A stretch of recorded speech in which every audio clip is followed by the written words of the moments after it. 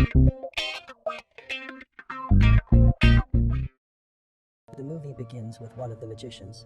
His name is Daniel, and he is showing some card tricks. The scene cuts here, and we see another magician, Merritt, who is the master of hypnotizing. He can hypnotize anyone and can make you do anything.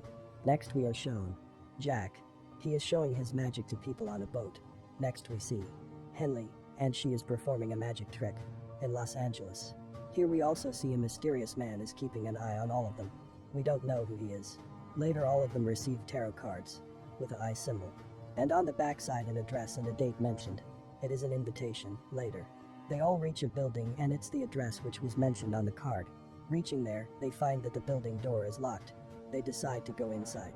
Then Jack breaks the lock, and they enter. When they go inside, they find a rose and a jug full of water. As they put that rose inside the water, suddenly smoke start to happen. With it, a projector turns on. There is a design and detail of a show on it. The scene cuts here. Later, after 1 year, we see them in Vegas working together. Their group is called the Four Horsemen. There we also see Arthur and Thaddeus. They both are here for the show. Arthur is the sponsor of this show and a big businessman. And Thaddeus is also in the crowd. He exposed fake magician and their tricks. He is recording a video of this show so that he can expose them later. The magicians show many tricks.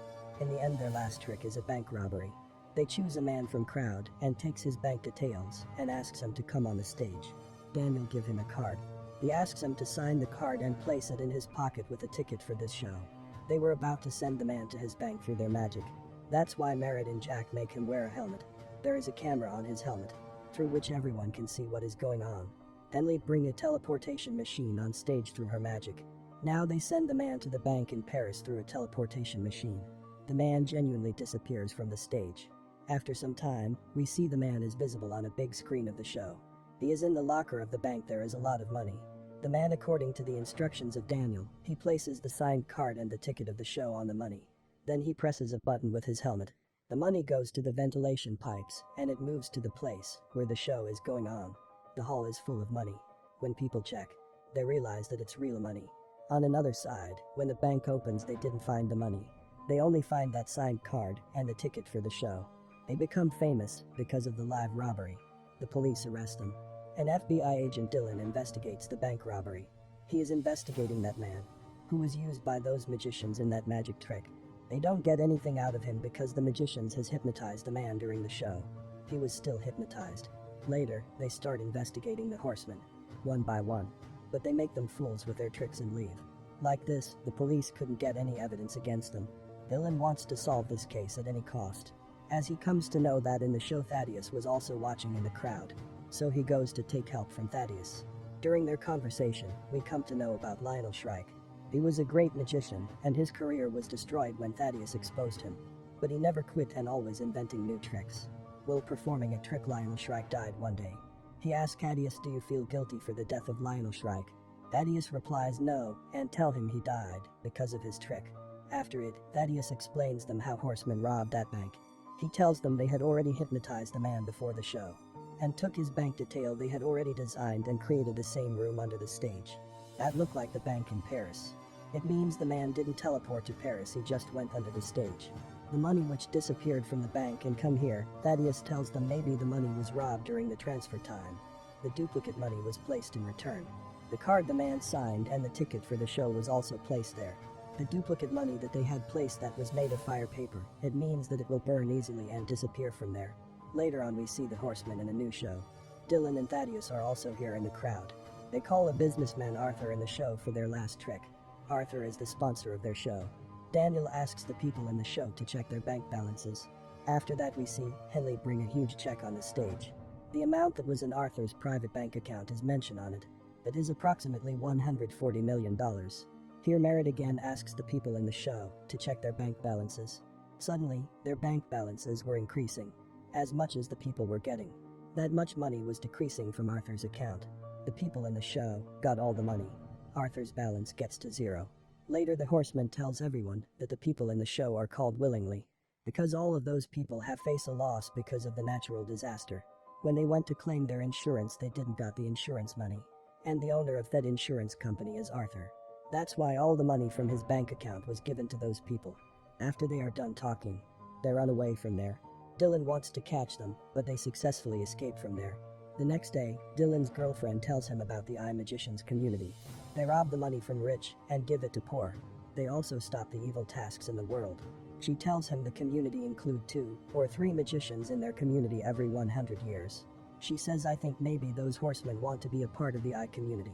That's why they are doing all this. Then Dylan looks at her and tells her while thinking maybe there is a 5th man who is also with them and helping them. Later we see Dylan's phone is showing some error. As he checks his phone, he realizes that it's not his phone. Daniel has his phone, and all the messages and calls on this phone were traced. After the investigation, Dylan gets their address, the place where the horsemen were living for the last 1 year. When Dylan reaches there, the horseman has removed all the evidence.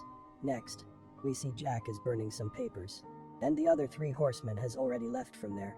Only Jack was there, because his job was to take care of the evidence. Meanwhile, they both start fighting, but Jack successfully run away from there with the papers. Now we see all FBI cars are chasing his car, because they want to catch him with that papers, the documents which he had in his hands. Meanwhile, Jack's car gets into an accident and he dies. Dylan immediately takes those documents from his car, then the car blasts. Dylan comes to know from those papers that next the horsemen will rob a private security constructor, because they are involved in millions of dollars corruption. The government is also investigating it, and this case is also under Dylan. There we know that Daniel took this information from Dylan's phone. Dylan asks his people about the money. They tell him that the money is in a secure locker. That locker is placed in a house. The FBI team also reaches there for the security of that locker. When they go inside, they find that the house is empty. They starts to investigate. They come to know that Dylan's boss has given the permission to transfer that box. Here we know that the horseman has also hypnotized his boss. As Dylan starts searches for the truck in which the box can be, they find a truck. When they stop it and open the locker, it's full of balloons and nothing else. Later we see those horsemen in a YouTube video. They are telling the world about their new and the last show, that when and where that show will happen, and this show will free for everyone. The FBI is also watching all this. Then the FBI reaches to their show. We see that the magicians have started a live broadcast from inside the building. The show was going on in the building through a projector. Then they go to the roof of that building, and the FBI reaches there to catch them. But the FBI couldn't catch them, because what they thought was them was actually some puppets. They see that those magicians are on the top of another building. They talk to their fans, and then they jump from that building. Here we see that they are also not the real ones, but just a projector. Meanwhile, we see that the money is flying from there. Next, the magicians are shown. On the back side of the building they are running. Everyone is collecting that money. But an FBI agent looks at that money and realizes that it's duplicate. That becomes a mystery for them. If this is the fake money, then where is the real one? Later, Thaddeus is shown walking towards his car. When he unlocks his car, the money comes out of his car. We can see all the police and FBI cars gathering around him. It is clear that he has stolen the money, or it was stolen for him. They arrest Thaddeus. Dylan thinks he is the 5th companion of horsemen. Later in the movie, Dylan comes to meet Thaddeus in jail. Thaddeus tells Dylan, I know how the magicians did this. He tells Jack is also not dead. He is alive. He tells him the car in which Jack was running, and the car which FBI was chasing. Those were not the same. The car which FBI was chasing was not the car in which Jack was escaping. Later he tells him, when you saw there is no locker in the house, that was just a scam. Locker was there all the time. They have adjusted a mirror in front of the locker. That's why you thought that the house is empty. But he tells him that when you went to search for the locker in the truck, Jack came to the house and break the mirror up in the locker and took all the money. Here Dylan replies, why would someone fake his own death? They didn't keep the money. Why someone would take this much risk on it? Thaddeus replies, this is the only thing that I couldn't understand. Dylan asks him, now I understand the whole story. When Thaddeus turns his face back, here the mystery of the movie is revealed. Dylan instantly go out of the jail. He tells him that maybe someone has taken revenge from you. The revenge of Lionel Shrike, whom you exposed and destroyed his life.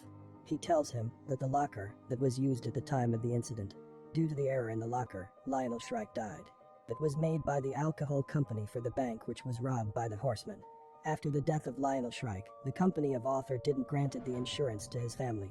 That's why they also stole money from Arthur's account. These horsemen have taken revenge on Lionel Shrike while robbing all of them. And at the end they all trapped you. After this, when Thaddeus turns back to think something, we see suddenly Dylan comes out. And the mystery of the movie is revealed, that he is the 5th horseman. We also know that Dylan is the son of Lionel Shrike. He did all this for his father and his family. The mysterious man whom we saw at the start of the movie who was following them. Dylan was that man. Now the four horsemen go to Los Angeles. Here they meet Dylan. Seeing him, they feel happy, and they understand Dylan was the one behind all this. Dylan is the fifth horseman and he also worked for the I community. Now Dylan welcomes them in the I community. That's the end of the movie.